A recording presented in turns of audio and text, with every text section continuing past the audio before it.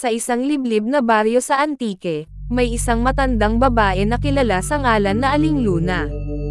Tahimik lamang siya at halos hindi nakikihalubilo sa mga tao. Hindi siya kasali sa mga pagtitipon, hindi rin siya lumalabas tuwing umaga, at kadalasang gabi lang siya nakikita, palakad-lakad sa tabing kalsada habang nagdadala ng maliit na bayong. Isang araw, namatay ang isang bata sa baryo, si Ernesto, 8 taong gulang. Wala siyang sakit, wala ring iniindang karamdaman. Isang umaga, natagpuan na lang siyang malamig at tila tuyot ang katawan, parang piniga ang dugo. Mabilis kumalat ang balita, aswang ang may gawa. Ang mga matatanda sa baryo ay may hinala na si Aling Luna ay aswang. Laging may mga tsismis, pero walang makapangahas na magsumbong o magtanong dahil sa takot. Si Mang Ben, ang kapitan ng barangay, ay minsang nagbiro. Mas mahigit, pag namatay pa ang isa sa inyo, ewan ko na lang talaga. Ngunit sa susunod na gabi, may isa na namang namatay, si Aling Consuelo, isang manghihilot na kilala sa barangay. Nahanap siyang nakatihaya sa sahig ng kanyang kubo, may marka ng matutulis na kuko sa dibdib, at wala na ring dugo sa katawan. Dahil sa sunod-sunod na kababalaghan, pinilit ng mga residente na ipalibing agad ang bangkay ni Aling Consuelo bago pa man dumilim. Ngunit, habang nililibing siya, napansin ni Mang Ben na naroon si Aling Luna, nakatayo sa di kalayuan, nakasuot ng itim na belo. Hindi siya lumalapit, kundi nakatingin lang sa kabaong. Pagkatapos ng paglilibing, nagpulasan ang mga tao. Ngunit si Mang Ben, kasamang ang ilang kabataan na matapang, o baka naman walang takot dahil sa kaba, ay nagdesisyong bantayan si Aling Luna sa kanyang bahay.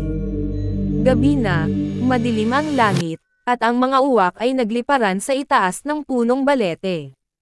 Sa labas ng bahay ni Aling Luna, tahimik ang paligid.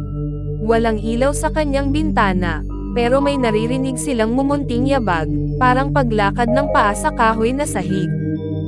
Biglang bumukas ang pinto, tumambad sa kanila ang isang anino, hindi tao, hindi hayop. May mahahabang kuko, namumula ang mata, at nababalot ng itim na balahibo ang katawan. Tumakbo ang isa sa mga kabataan. Ang iba, nanatiling nakasilip sa kakahuyan. Hindi nila inaasahan ang susunod nilang makita. Ang anyo ni Aling Luna ay biglang nagbago, lumipad siya sa ere, at mula sa kanyang likod ay tumubo ang malalaking pakpak. Pumailan lang siya at nagsimulang dumapo sa bubong ng mga bahay, tila naghahanap ng bagong biktima. Ngunit bago pa siya makahanap ng bagong sisilin, tinaga siya ni Mang Ben ng isang matalim na itak na pinabasbasan ng pari. Tumilamsik ang itim na dugo. Sumigaw si Aling Luna, isang malalim, makapanindig balahibong ungol. Umalingaw-ngaw iyon sa buong baryo. Maya-maya, ang kanyang katawan ay nagliyab. Nagmistulang abo ang kanyang laman, at naglaho na lamang sa hangin. Kinabukasan, dinalaw ng mga tao ang kanyang bahay. Walang iniwang bakas, ngunit sa likod ng kanyang kubo, natagpuan nila ang isang hukay, punong-puno ng buto ng mga sanggol at matatanda. Iba't ibang parte ng katawan ang nakaimbak sa loob ng mga garapon. At sa gitna ng hukay, isang lumang manika na may dugo sa mata. Mula noon, wala nang nawalang tao sa baryo. Ngunit ang punong balete sa likod ng bahay ni Aling Luna ay hindi kailanman pinuputol o nilalapitan.